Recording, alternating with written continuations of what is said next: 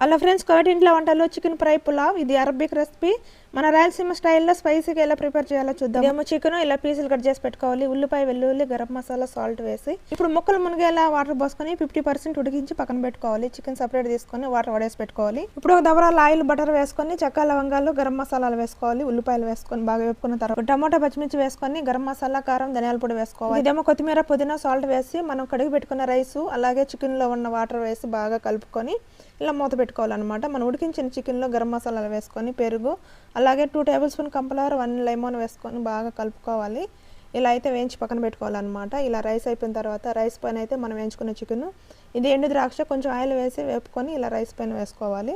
ఒక కప్పులో ఆయిల్ వేసుకొని బొగ్గు గాల్చి అందులో వేసి మూత పెట్టుకోవాలి. ఇదేమో పచ్చడికి పచ్చిమిర్చి, క్యాప్సికమ్, తెల్లగడ్డలు, టమోటాలు, కొత్తిమీర అలాగే సాల్ట్, ఒక నిమ్మకాయ జ్యూస్ వేసుకొని ఇలా అయితే ఒక కచ్చా పచ్చా అడిచి పెట్టుకోవాలి. ఇది బిర్యానీలోకి, మజ్జిపూసలోకి చాలా బాగుంటుంది. ఇప్పుడైతే రైస్ రెడీ. Please subscribe.